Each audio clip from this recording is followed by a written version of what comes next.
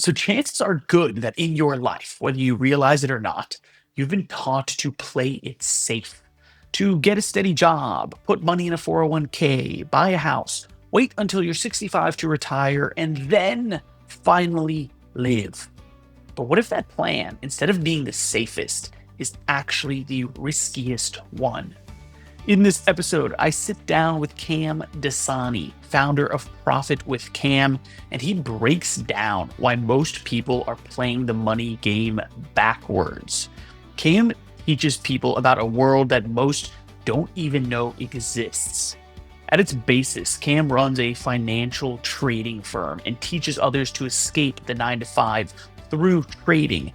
But he doesn't just teach charts and trades, he talks about the real battle: fear, comfort, and the mindset it takes to unlock your next level of life. If you've ever felt trapped in the 9 to 5, or you've wondered if there's another way to build freedom, this episode is gonna make you think. Welcome to the show today, Mr. Kam Dasani. So, Kam Dasani, Profit with Cam. Friend, thanks for being here today. Wayne, thanks for having me. Huge fan. Thanks, man. My pleasure. I like your jacket, first off, for everybody that's listening.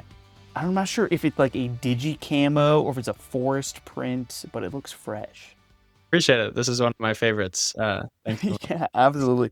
For everybody out there that's listening that's not familiar with you, give a little bio. What are you busy working on? So originally from the Silicon Valley, and essentially my whole life has been about escaping the corporate rat race. And I've tried many things, from Airbnb businesses to online fitness, to dating coaching even. And I met a ton of people along the way, eventually stumbled across my current mentor and business partner, Mukul Patel, who's a rocket scientist that worked for Goldman Sachs and built a trading algorithm for them. What that led to was me basically deciding, hey, I'm going to quit corporate to go trading, to go full time on trading and help people learn what I've learned along the way, because it is, in my opinion, the most valuable skill you can ever have. Trading is, in your opinion, one of the most valuable skills you can have. Wow. And so, trading, we're talking about financial trading, investments, or define it for us a little bit more specifically. What are you doing? Yeah, I'll make it super simple for the audience. When I say trading, I mean strategically investing in the stock market. So there's a couple ways that we trade. The main one is swing trading, which basically means you're buying on one day and you're selling on a completely different day. So it's a swing and it's a little longer term. When I say longer term, I mean 2 weeks to see profits, 4 weeks to see profits, sometimes 8 weeks, sometimes 3 months. You also day trade. How I learned is swing trading first. It's a lot more simple to learn. And day trading came next because it's a little harder in the context of you do have to sit behind the screen and monitor trades, but it is worth it as well. Interesting. Okay. I mean, so I think maybe it's just me, but I've heard stories where day trading goes horribly wrong. People lose thousands, if not their house, right? What are you all doing differently? Or let's just say maybe in those stories, what were they doing wrong potentially? Yeah. There's a few ways that people day trade. I think what makes us different is we actually do it with prop firm capital. Have you heard of prop firm No, I capital haven't. before? Prop firm capital is money given to traders from prop firms, which are companies that bet on the best traders. So imagine you're a trader and you go to a prop firm and say, hey, I'd like $50,000 to trade with. They give it to you because you prove to them that you're a good trader, and then you have 50,000 to trade with. Now, the best part about prop firm money is that when you win, you keep 80% of the profits and they keep 20. But when you lose, you're not responsible for the losses. So it's not like Chase or American Express where, yeah, if I swipe my credit card, I obviously have to pay that back. Prop firms are built to bet on traders, and prop firms are responsible for the losses. So we can take very high risk, high leverage trades without actually being responsible for anything going wrong. Wow. Nice. I mean, I'm guessing that it's not easy to become one of these traders that prop firms are betting on. Like, what does that process look like? Because I'm also curious if anybody that's listening can go the route to become one of these traders. Yeah. 1% the traders globally get funded prop firm accounts. So very, very few. Less than 1% are actually profitable traders and keep their accounts. So you can lose your account, then you can always apply and get it back. There's unlimited tries. It's not like a college application. Um, in terms of the process, every prop firm has a different challenge, but just to make it simple, the challenges are usually, hey, take this 50K demo account, fake money, to $55,000 in the next 5 days. Okay. So if you can make 5 grand in profit in 5 days, day trading, and you can use whatever strategy you want. Some people um, trade regular stocks. Some people trade futures indexes, which is what we do. And we can talk about that a little bit more in a second if you'd like. But basically, um, it's very, very hard to pass a challenge. Yeah, clearly.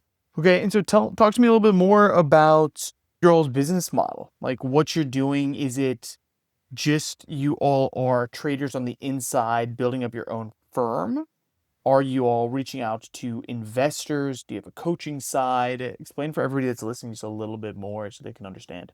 Yeah. So our business is actually full circle in the context of we just partnered with a prop firm from South America to bring them to the US to basically fund our clients, right?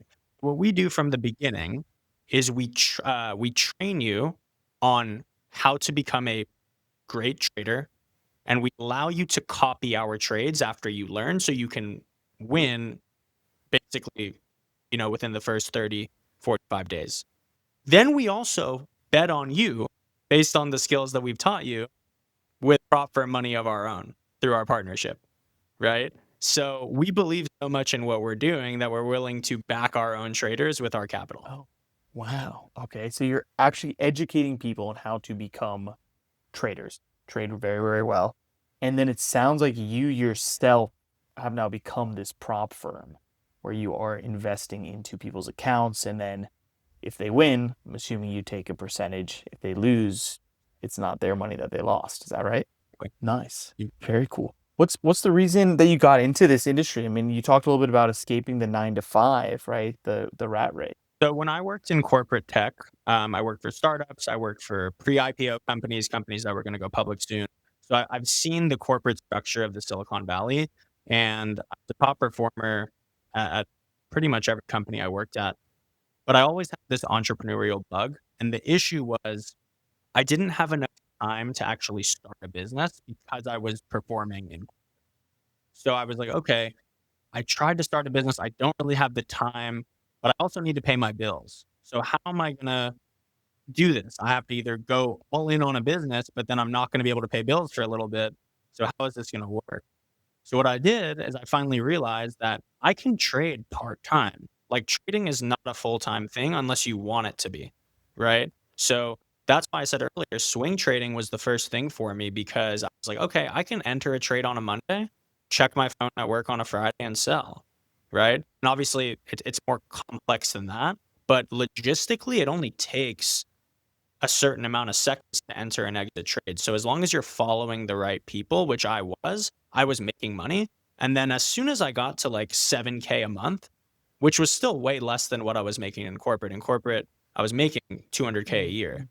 But 7K a month was enough for me to realize, okay, I have a base now and I can go all in on my business. And my business was trying to get other people that were in corporate that didn't want to work corporate anymore into trading. So that's worked out really well as well.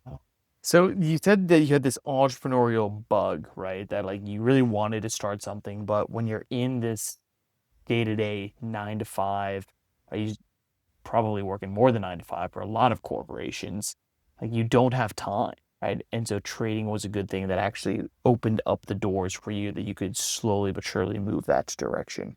I'm curious, this entrepreneurial bug. I was having this discussion the other day. Do you think entrepreneurs are born or are they bred? Meaning, can anybody become an entrepreneur? That's a great question. And I think it's a mix of both. And I think there has to be a baseline for a certain amount of traits that can be developed, but some people just never have them. So an example would be like caring what other people think is the first thing that comes to mind. If you're one of those people who just cares what other people think a lot, you're not cut out for this game, because when you start winning, everybody, for the most part, that was around you that isn't elevating is going to feel a type of way, right? So if you can't handle that pressure and that negativity, and you can't handle leveling up and leaving other people behind, you're going to have a hard time. Now, born or bred, you can be born not really caring what people think, but you can also develop that thick skin as well. Yeah, I mean, that's a great example, right? That specifically for entrepreneurship, for, I mean, growth in life, right? We have to care less about what people think, because if we want to move upwards and onwards, like, other people won't. And now they're going to be upset or they're going to feel entitled. It sounds like we have to be willing to, a lot of times, you said, leave them behind. Yeah. And that's why I tell people, like, I have day one friendships and I have day two friendships. And the reality is, my day two friendships, most of them, we're becoming a lot closer because we just have more things on the same level that we're doing, whether that's business wise, whether that's we're both in the gym together, working on our health and fitness. We're strengthening our relationships with our girlfriends, wives, whatever it is. Like, a lot of my day ones that I grew up with, they're not really progressing at any rate. And they kind of just enjoy drinking from Thursday to Sunday and, like, going to work and, like, not really working out. And, like, we just don't have a lot to talk about anymore. And a lot of people are scared to leave that comfort zone. And I think if you are, then, like, going into business for yourself isn't for you and you should just get a job. No, you're right. I mean, it's the majority of the population that is, of course, in regular 9 to 5 jobs, right? Can be scared to leave their comfort zones. You said earlier that you've sort of turned your business into, or maybe it used to be, right, helping people get out of this 9 to 5. And so with that, it probably comes helping them see the other side of things, the potential, right? Expanding their comfort zones. How do you go about like helping people to see the light? Yeah, I think it's a hard thing to do, because I even think about people that I worked with at my last company that talked the talk but aren't ready to walk the walk, and they're looking for this, like, perfect time or this right time. And the truth is, it's never going to feel right. And I use this example of, like, something that everybody can understand all the time. But, like, if you see Halle Berry or, like, Megan Fox or whoever your celebrity crush is across the street, is it the right time in your mind, or is it just something you have to do? Right? For me, it's something I'm gonna do, and I hope it's something that you, Right. Wayne, are also gonna do. Absolutely. Yeah. Right. Once in a lifetime So, opportunity. once in a lifetime. So people don't treat their life with the same amount of urgency, right? So helping people see the light is helping them understand, like, hey, like, I know what you're doing feels right, but it doesn't align with what you're telling me you want, and I have to push you to change that. And if you don't want that push, then that's why you're where you're at, because you're not willing to change the way you make decisions to get a different result. To change the way you make decisions to get a different result, right? I mean, that's the biggest piece of the entire puzzle, right? Don't they say that it's the work smarter, not harder? Because people think that they're doing this one way. I'd love to hear actually, like, based on your experience, right? Like, you were in Silicon Valley in tech sales, probably working harder than you ever worked in your entire life. Now, I'm guessing making more money and at least working less hours, I hope. Oh, yeah, because there's levels to the totem pole, right? When you work in corporate, you have to do what they ask of you. Meaning, if they tell you, hey, you need to make 100 calls a day, even though one out of 100 people answer the phone and it's a complete waste of time, like, there has to be a better way, but they're not willing to let you innovate on that. So, because of my ability to innovate, I have changed the way that I live, right? If I want to just swing trade and make 10 to 15K a month, I can do that. But I have higher ambitions. And also, to be quite honest, trading doesn't help anybody but me. There's a winner and a loser on every trade. It only helps me. When I win, someone else loses. And that's fine. That's how the game works. But with business and client work, I can help people also be winners and be on my side of the table and change the way that they're living. Because most of my clients, they just want to trade full time and leave their job. I have another percentage of clients that They actually like their jobs, but they're just not getting paid enough. They need to make more to live the life they want. And then there's people that actually really want to start a business that just need a little bit more help and need a little bit more finances to do it. And that's what I enable them to do. It sounds like that's why you're saying that trading is the best business. Because you can be these different buckets that you just mentioned of the people that you're helping, right? Like, one, you're helping somebody to actually completely get out of their 9 to 5 that they hate. Two, somebody that likes their 9 to 5, but they don't make that much money. Or number three, somebody that almost needs to just get an investment. They need to build up an investment into their own life so that they can make a pivot. And so trading is a big piece of that. What does it take from your experience, right? From everybody that you're helping to learn? Like, what does it take? What type of person to be able to become a good trader and learn what you're doing? Love this question. I want to say one other thing though on the topic of like, hey, it sounds like trading is the best business model. Here's why I feel like it is. Obviously, I'm biased, but realistically, anything else that you're going to try to do while in corporate is going to take more time and more effort and will probably tie you down to a location. So whether that's an Airbnb business, whether that's any sort of real estate, whether that's buying a business that already exists like a laundromat or a restaurant, whether that's starting an e-commerce store online, there's just more moving pieces to all of these things that I've already said. So I'd like to challenge anybody to find a business model that only takes literally, like, even if I wanted to say like max when we day trade, we trade between 9 and 11 Eastern.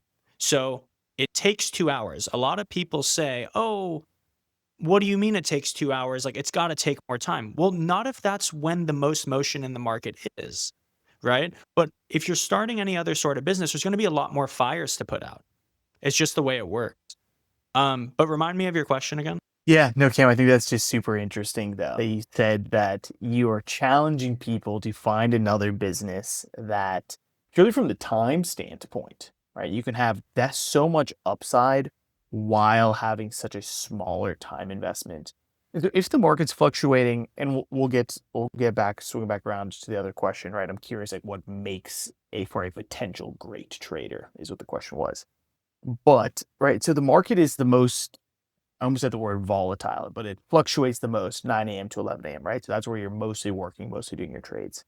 Do you not have to be watching what the market is doing for the rest of the day to know for tomorrow where you're going to be entering or potentially where you're going to be exiting? And so that obviously then takes more time, or how does that work?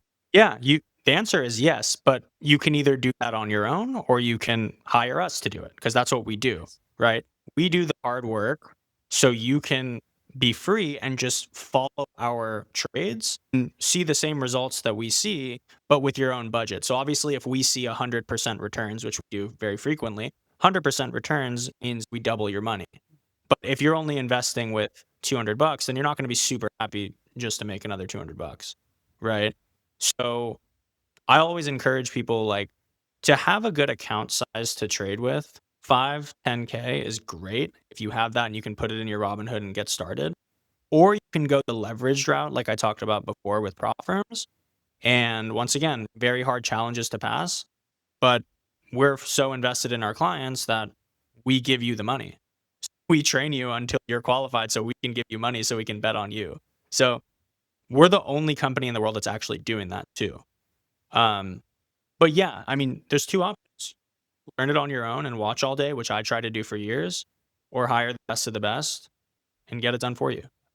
I mean, there's obviously a lot of people that they only have the 200 to invest, right? Or to trade with day to day, right? And so it sounds like a dream having somebody to give them money to trade with, where they get to keep a large percentage, if not the majority of the winnings. And so let's swing back around to this other question, right? Who makes for an ideal trader or student that would essentially be climbing the steps to what you just painted this picture of, right? Of somebody that you all would fund to trade bigger amounts that they don't even have in their bank account so they can actually make a lot of bigger amounts as well? What makes a good trader is the boring traits that nobody listening to this wants to hear, but you're going to have to hear it. So, number one, are you coachable enough to be willing to change your mind about everything you think about investing? Or do you think your 401k and S&P 500 is going to really change your life? If you do, that's fine, but you're not a fit for us because that's not what we do. Okay? So coachability and the willingness to change your mind is number one. Number two, focus and discipline. Boring traits that when you talk about born versus bred, those can be built. Because I used to be the most ADHD ever, and now I'm very focused. And I used to be pretty lazy, especially when I came to the gym. And then I found a system that worked for me, and now I'm very disciplined with it. What is that system, might you ask, Wayne? Well, it's hiring the best trainer in my area and paying him 5 days a week, so I have to show up. See, people don't put enough pressure on themselves to win, right? For me, it's like I just invested $55,000 into my personal brand so I can focus on it because now I don't have a choice, right? So treat your life with the right types of pressure and urgency, you can get to your goals. Like for me, even on my with my coaching business and my brand, not a lot of people know who I am, and that's fine. And I was making a ridiculous amount of money just off of paid advertising and clients joining my program and then renewals. So I didn't really have a need, and I still don't really have a need to focus on personal brand unless I want to get higher and higher levels. So the question is, do you want to be an elementary investor, 401k, S&P 500, simple stuff that, yeah, it might make you a couple $100,000 by the time you're 65 and have 10 years left to live and can't even travel to a new country and enjoy that long mountain hike because you're too old? Or do you want to become a strategic investor? All right, quick break here. I want to share something with you guys. And it's the fact that I've always hated shopping. Like, seriously, I'd rather do almost anything else. I'm the kind of guy who finds one shirt that fits pretty perfectly, it looks good enough, and then I wear it essentially every day. I don't want the mental load of having to figure out every day if something looks good or if it's in style. And that's exactly why I'm excited about our newest sponsor, Taylor. Taylor is a menswear rental subscription where stylists and AI pick outfits for you from hundreds of premium brands. They send you outfits that match your lifestyle and your vibe, and you wear them for a few weeks, and then you simply send them back in exchange for a new batch. It's free shipping both ways, no need to do laundry, and no more shopping. Plus, if you really love something they send you, you can even buy it for up to 70% off. It's honestly a really smart system. So, if you're like me, you want to look sharp without wasting time, without filling your closet with stuff you barely wear, and without wasting mental energy, this is the greatest option. Head on over to taylor.style to try it for yourself and use code JTL for 25% off your first month. That's Taylor, TAELOR.style. And use code JTL for 25% off your first month. Different qualities, right? You say that there may be the boring qualities that people don't want to hear, right? They were hoping to be like, yeah, you need to be an action adventure seeker, and then you're gonna make to be a great trader. Right. You need to be super willing to take a lot of risk, which I'm curious. Well, I mean, first let me just say here, right? So you said you need to be coachable enough. You need to you have a willingness to actually change your mind. You have focus and discipline as well, which I think is huge. And then you didn't say it, but you have to be willing to invest into yourself also. Right? I mean, those are the examples that you gave of how you gained focus and discipline, right? Is that you were willing to actually invest in yourself. I love the saying, right, where the money goes, attention flows, or other way around as well. But these are all traits for the best things, everything in life, or is it just trading, right, that these are related to? No, it's not just trading. Like And you mentioned something about risk too. So it's like understanding what risk actually means, because a lot of people inflate risk in their head, regardless of trading, right? They just think like things are risky when they're not. But the same fear, and I'll use this Halle Berry example again, the same fear that you're going to feel if Halle Berry was across the street and you had an opportunity to approach her, that same fear happens when you are going to do anything that is out of your comfort zone. It's actually the same feeling. You just don't realize it. So you continue to live your life from a place of comfort and not risk, thinking everything is risky because you're wiring yourself to do that. The only way to make yourself actually understand risk is to start taking risks, right? You have to take action so you can give yourself feedback. So then when you realize when you do approach Halle Berry, it's really not that scary. She's a normal person. And I haven't done that. I'm just saying that example, but any woman on the street that you find attractive for that matter. And the same thing comes with borrowing money, right? We have lenders that finance our clients. Hey, if you don't have what we charge, well, you can finance our tuition and pay it off over years. So you're buying yourself time to get an ROI. But most people, they'll go buy a house that they can't afford, pay a mortgage, and it's now a liability and not even an asset because they don't even realize what they've done. So most traditional things are risky. We've been brainwashed to say that they're safe. But the safe thing is retiring with only 150,000 because you put it all in your 401k and S&P. That's scary. That's risky because you didn't take risk. Now look how much risk you've taken. That piece that you just said, Cam, of like on risk, right, is that we need to take more risks to start to be able to understand it and actually see like, okay, what is really risky and what's not. Because I couldn't agree with you more that the biggest risk is to just blindly accept the information of put all of your money or 90% of your money into a 401k. I don't know what a 401k is. I mean, I'm different. I don't have a full-time job. But put all your money, society says, put it into this. And then when you're going to retire, when you're 60 years old, and you're going to have enough money. Just trust me. That sounds like the biggest risk you could possibly take. And it's because you're not educated on what risk even is. Financial arbitrage is what your 401k is doing and what banks do with your money.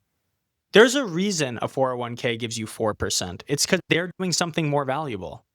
Your company's doing something more valuable with the money that you give them. And eventually they're like, oh, here's 4%. Okay, same thing with the bank. Here's a 2% interest savings account. Yeah, because banks doing riskier stuff and cooler stuff that you don't have the balls or confidence or knowledge potentially to do. So why would you invest in somebody that's shafting you? Imagine this. Imagine this. What if you paid me 20 grand to learn everything and then you only made 5? You'd get that. That would be a bad investment, right? Well, guess what? That's college. I went to a top 80 public university. Okay, meaning top 80 in the world, but it's public school, not a private school. But UC Santa Cruz, great school. Studied something that didn't really matter, which was sociology. Did kind of nothing with it. Eventually stumbled along and found my way, but it was not worth the 6-figure tuition, right? That's why what we charge, we have different tiers. You're gonna make more from it. Like that's the goal. But putting money in your 401k or S&P to slowly appreciate. And I've tested this. I did a 3-year S&P 500 investment. I put the maximum Roth IRA contribution and only made like 13 grand in 3 years. Like, dude, I make that in days sometimes now. So like, what was the point? Was it just to fight against inflation a little bit? Because after inflation, the returns aren't even that high. You think you're going to retire? That's the whole fallacy of retirement planning. You don't retire by doing things that retirement planners tell you to do. You retire from taking extreme risk over and over again until you win. I like it. I mean, I couldn't agree with you more, right? We'll definitely have to make sure that everybody, go practice, go take risks, right? You just said from taking extreme risks, right? So let's not have everybody start there necessarily. It's build up, right? It's a skill. It's absolutely a skill that you need to get practice with. You need to practice at. Talking specifically about trading here, Cam, on this risk side, what do you all do that maybe mitigates some of the risk that comes with trading? Because obviously everybody thinks trading is a huge risky business. And so what would you say to those people that how you guys, like I said, sort of mitigate some of that risk? Yeah. So how we mitigate risk is dependent on the trading strategy. So if we start with swing trading, which we do with our own capital, right? We mitigate risk by buying time. For people that don't understand what that means, I'll break it down very simply. When you enter a swing trade, it's technically an options trade. Okay. So if you've heard of options trading, you might be understanding a little bit about what I'm saying. But you're basically buying a prediction that expires at a certain time and put that time very far out in the future so we can sell anytime before that date when we feel like it. But just in case we have a ton of time for our prediction to come true. So that's one way we mitigate risk. The second is if a trade drops 10%, meaning we lose 10%, we're out and we're on to the next. Sometimes those trades turn around and a lot of really risky traders wait it out, but we don't do that and we don't have our clients do that because 10% is not a big loss compared to the wins that we consistently get. And I'd rather have you know how to fall than fall and break your leg. The same way when LeBron goes to dunk the ball and he gets pushed, he doesn't just break his hip for no reason. He knows how to fall, right? Third way is through prop firm capital. Okay. So if you want to be a risky trader, just trade with prop firm capital. Nice. Buying time on trades, very interesting. Love this analogy of learning how to fall, right? If a trade goes down 10%, get out. Don't be one of these super risky traders that's like, well, I think it could swing. And then you drop another 10%. You're like, well, I think it could swing. Then all of a sudden, before you know it, you've lost the majority of your capital and it never came back around. I really love that piece of the puzzle. And then, of course, last but not least, trading using other people's money is really impressive. Tim, talk to us just for a moment about where you learned these skills. So the person I learned from was Mehul Patel, rocket scientist that built an algorithm for Goldman. Now he trades full time for himself, and he's also my business partner in our mentorship. So when I used to try to learn on YouTube, everything still seemed either one of two things. Too complicated still, like I didn't get it. I don't know why, but I didn't get it. Or I was still just too scared to take the risk off of the information and couldn't like overcome what I was learning and like had to. The reality is you're not going to get good at trading unless you trade. So there's two ways to trade: by yourself or with a team, by yourself or with partners and mentors, right? So I went down that route. I paid Mahul to learn how to trade. So I'm telling you, like, I'm practicing what I preach, or I'm sorry, I've practiced what I preach and I'm still doing it. Like, he's the person I still learn from because he's the best I know. And now we built a team around him that were former clients that are now helping our current clients, right? So that's how I learned. And how did I meet Mahul? Well, um, his friend was a client of mine in a different world. And he introduced us because he said, Cam, this is something that you need to learn. Learning from not just an employee of Goldman Sachs, right? One of the big five investment firms, essentially. Learning from the guy who wrote the trading algorithm for one of the biggest firms in the entire world, I think somebody could say is a pretty great mentor for sure. And Cam, so people that want to get into it, right, that want to learn a little bit more, where's the best place that you typically send them to start? So you can DM me on Instagram. That's where I have a lot of free content that you can start learning about. If you DM me with the word Wayne, my Instagram is Profit with Cam. So Profit with KAM.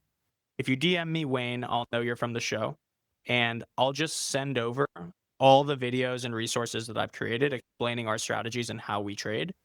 And you can just take that and kind of like do what you want to do with it. We also have a video where I've documented every trade that we've done year to date, wins and losses. So you can see why certain trades won, where we cut our losses on the ones that lost, and just see how the strategies in some videos align with the results. And you can see that we follow our rules.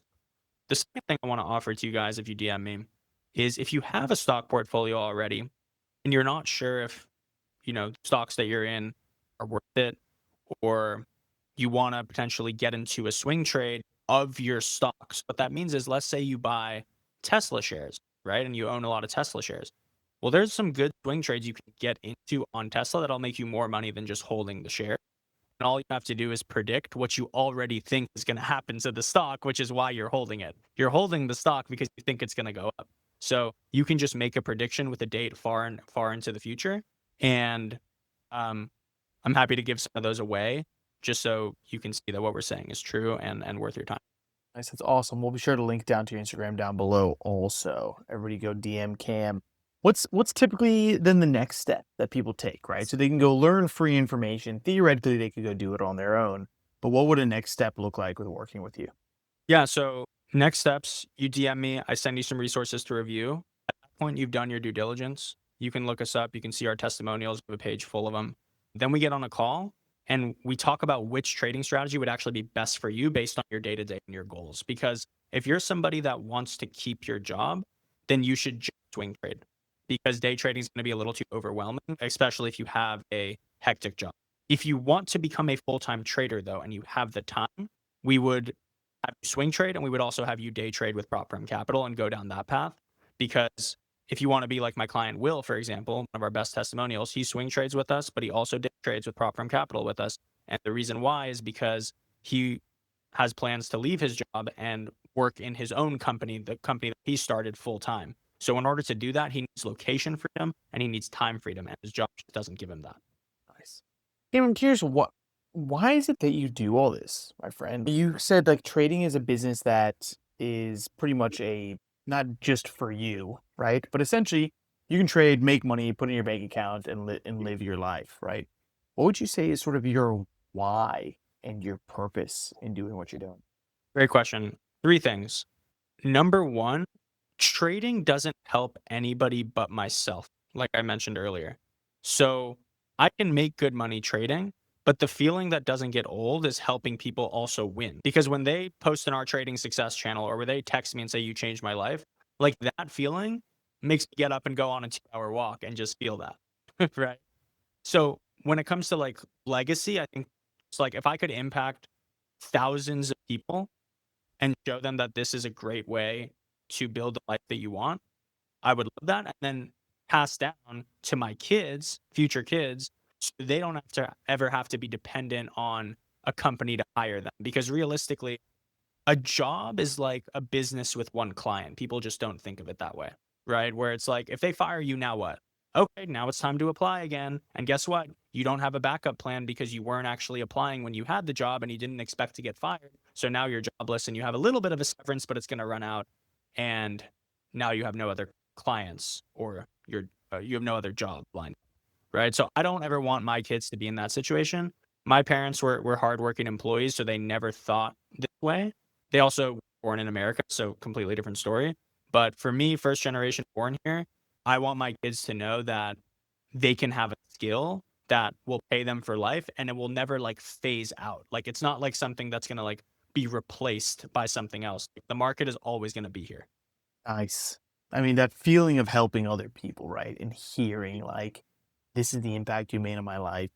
I mean, that in itself is such a huge why, like for me personally as well. And then the piece of being able to show your future kids different way to do things that they can honestly like rely on themselves, right? On their skills and not have to go get a 9 to 5, I think is pretty amazing. I mean, so you kind of just mentioned it, but how would you define what is a legacy? Because I think there's an old definition that's kind of phased out to something that's maybe more important these days.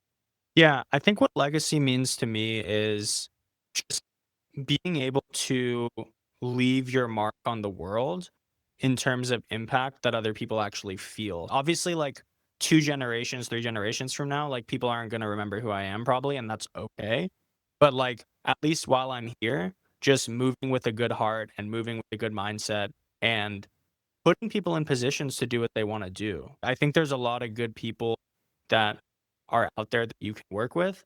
But when I think about myself, it's like I'm really here to serve, and just help people be successful in whatever they want to be. So trading aside, like you can anybody listening, like you can DM me if you just need like somebody to talk to. I think that's important in this world, and I think that's something that we don't talk about enough. To serve, right?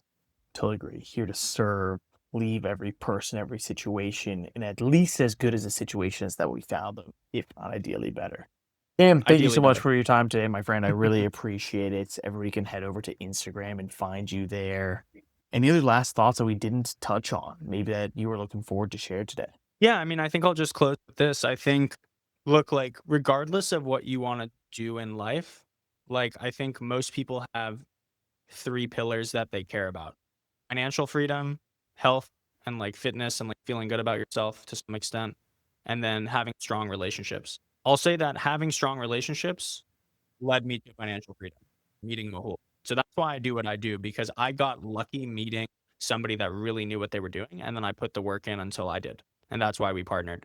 And then having money allowed me to further prioritize my health by getting a trainer, getting a chef, and doing things that I couldn't afford while I was working in corporate. And now I can. And now my health and fitness are through the roof, right? So regardless of what you may think you even care about, like you probably care about these three things to some extent. You just don't really know where to start. And I know this may seem kind of like a hard sell or whatever, but what's the alternative to get to your goals? Is there a better option that you've thought of? Is it, buying a laundromat? Is it buying an HVAC company? Maybe it is. Maybe it is. And if it is, go down that path. But if you don't know, I'm telling you that this is something worth exploring because it was the thing that allowed me to quit my Beautiful. Cam, well said. Thanks again, my friend. Really amazing. And that's a wrap. Thanks for being here today, my friends. If you got anything from the episode, please help us to grow the show by sharing it with a friend, a family member, or a colleague. As always, here are a few of my biggest takeaways from the interview. First, Cam made me rethink what safe even means. A lot of people think the safe route is work a stable job for most of their lives, invest slowly, and essentially hope that it's going to be enough by the time they retire. But his point was simple, that waiting and hoping can actually be its own kind of risk. Second, he talked about how freedom doesn't come from working harder, it comes from building a system. Cam kept coming back to this idea that when you've got the right system and the right people around you, success becomes way more predictable and essentially inevitable. Third, he said that the boring traits win. He said the people who actually succeed are the ones who are coachable, disciplined, and are willing to do these same simple things over and over, even when it's not exciting. And my favorite line from the whole conversation was basically this: if you want a different life, you can't keep making decisions from your comfort zone. If you enjoyed the episode, go connect with Cam. We'll link his Instagram, LinkedIn, and YouTube in the description below. And again, if this conversation hits you at all, share it with someone who's been saying, one day I'll make a change. The day is today. Thanks for listening, and I'll see you in the next episode of Journey to Legacy.